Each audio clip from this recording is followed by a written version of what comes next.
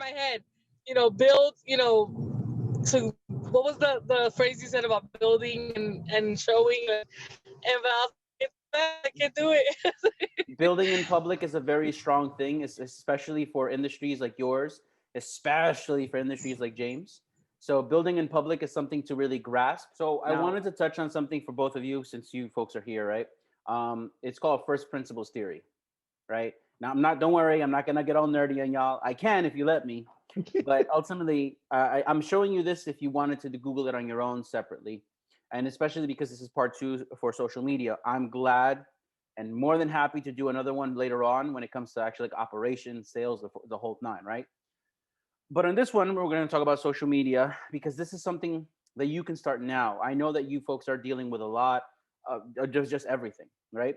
But the beauty of social media is that it really comes down to how you look at social media. So when I share this first principles of building blocks of true knowledge, I'm going to give you an example of what I mean by that.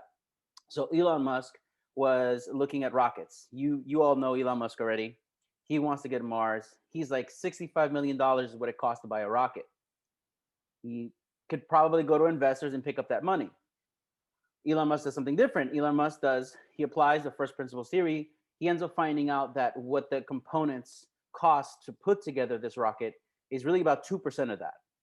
So he literally starts to break down what it costs. James, you might recognize this when you look at a blueprint or you look at how to put together a facade, for example. It says part one, part two, part three, part four. That Mhm. is how first principles theory is applied. So when it comes to social media, I know that you folks are talking to me about like the lockdowns, the shutdowns, and all these other things that are in your way. However, social media at its very core is just a conversation. So imagine you folks are already up and running. There's nothing in your way tomorrow. How would you talk to your customer? How would you talk to your community? Okay. So, like, for example, these pain points that we're talking about, lack of resources, right? Let's revisit that right then and there. So, from some of the action items that I shared with you folks last week, notice the only thing that was really needed was maybe a piece of software if you wanted to buy it. A lot of the ones that I showed you folks is free. So let's revisit the lack of resources, right? So if social media is literally just a conversation that you're having with your customer, with your community, James, you for example, how would you talk to your community or your customer tonight if you had something to share? And if that, what would you share? I would probably share some of the work that we have done, and share some of, if we had any type of uh, incentives for them, you know, to you know, come with us. You were to say to somebody, hey, look, we just painted this house, sure, why not? Or you can hit them with some before and afters, very dramatic. I mean, I've even done this before when I've been in real estate before. I would I would take photos a certain way. I would add a little bit of storytelling in the form of like saturation to the photos. Maybe I would make sure that I took those photos just as sunset was happening, things of that nature. Um, Mhm. so for you, if we were to apply first principles, meaning again, what am I trying to convey? Well, why do I want to redo my home? I want to liven up the space. Maybe I want to redecorate. Maybe I want to, I don't know, maybe I want to sell it and I will need to stage the place, right? Mhm. This, you don't necessarily have to go and start posting right away. What you can do is to start looking up hashtags that apply to you. So I did write out a little bit right here. So for Jessica, you might reckon write out contents, topics your content will always be around. For you, I put Puerto Rican food. Um, so if I were you, right, I would be looking up the hashtag Puerto Rican food, and I would be commenting on everything that appeals to me. James, that was for Mhm. you would look like renovations, home staging, all hashtags, right? That you're going to always be talking about. And then I would go engage with those hashtags. I would comment, I would like it, but genuine, of course. You don't have to like a crappy photo, but Right. but just add your 2 cents. And if that becomes too tedious, or maybe you're just too busy, then just batch it off for 15 minutes a day. Traditionally, they would have you say, "Oh, I'm looking for men and women between 18 and 25." You get that, right? That doesn't really work the way it does anymore. What works today is called infographics and psychographics. So infographics is the way that it's being communicated, as in let's make it short and digestible, bullet points, maybe some photos. And then psychographics are because we all have a common goal. So James, for you, again, what type of person you start to, oh, okay, renovation, home staging, boom, boom, boom. That's how you would deploy psychographics. You know, if I'm looking to stage my home, odds are I'm about to sell it. Odds are I'm looking on Zillow. I can put an ad there. Odds are I'm looking through forums and Craigslist. I can place something there. Odds are they're, I don't know, maybe searching on Instagram for inspiration. I can insert my company there through a paid post. It goes to the storytelling, which comes to because I want it to be, you know, I want it to be home more. I want it to be a little bit more stability. That speaks to the character of what Lancaster's like, right? Oh, by the way, I'm a first-time business owner. Speaks to the whole spirit of what the Boulevard is trying to help you folks improve on, right? I'm also a first-time business owner because I was in the business for so long before as a union worker. But as you just said, I was traveling all the time, but Lancaster makes me want to plant some roots, right? And then I'm also the guy that's going to get it done right the first time. So what we just did here, right, is, right? These are all your talking points when it comes to your content.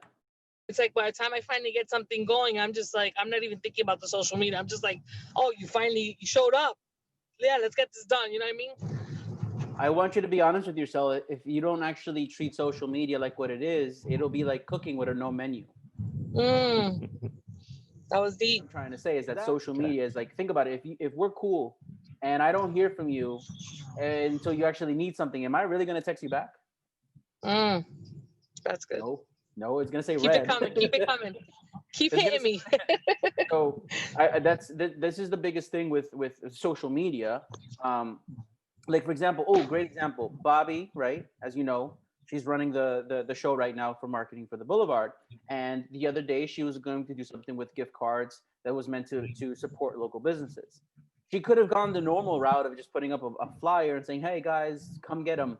Instead, she went the route of, she started asking the community, hey, what do you want? What do you like? And through that conversation, she then actually was able to host a little bit of a giveaway without the spamminess and without the whole, like, you look at me, look at me. And she said that it was very successful.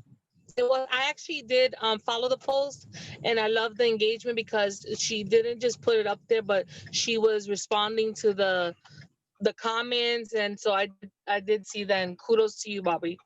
Thank you. Yeah, I made sure to respond to every single comment. Yeah, so. You did. Yeah, I love that. That was good. Thank you. I was like, what do you attribute Sassy Bird's success to, though? That we focus a lot on gathering information. What I just told Bobby right before you folks came in was with the comments to the giveaway. I said, please screenshot those. We're going to use those as how to move forward. So that's exactly what we do with Sassy. A lot of stuff that I share with you folks is literally me practicing what I preach. When it comes to Sassy, we're always talking to the people. We're always looking to see what their opinions are. We would find a way to kind of love bomb them. Another thing that we've been doing a lot is looking at, I shit you not, we're literally looking at who the average customer is, you know, in terms of who walks inside.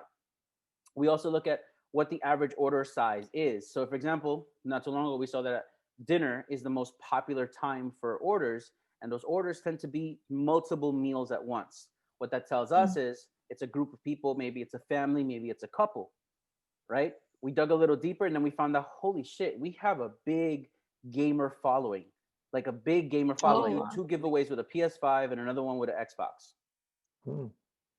And that's one way that we've been rewarding the actual community that loves us the most. Like, some of the comments are beautiful. Like, there are people that drive like an hour and a half to come eat, there.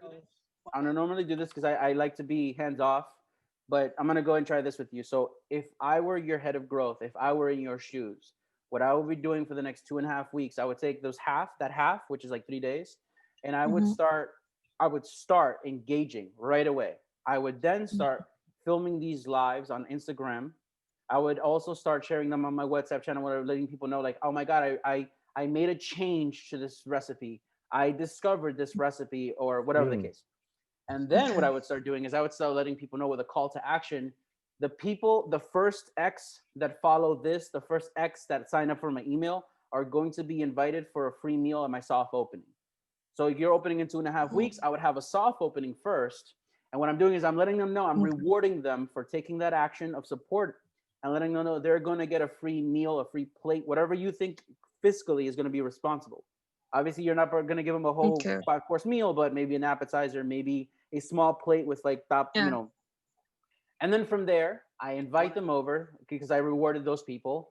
I then have someone videotape and photograph this, get all the Okay. food, Yeah. get the preparation. I'm getting the smiles. I'm getting the, oh my God. I'm then getting them on tape. I'm then getting them to have it written down or say, hey, is it okay if I quote you? And then when I get that food truck, I use that as advertising to let people know I'm going to be on the corner of this and that. Or I'm going to be in front of this and that with the video, with the audio, with the testimonials, with the people rolling with their eyes rolling behind their head when they tried your food. Okay. And guess what? You've got Right. yourself a kick-ass off launch. You've got this community support now because you're actually out there putting it in their hands.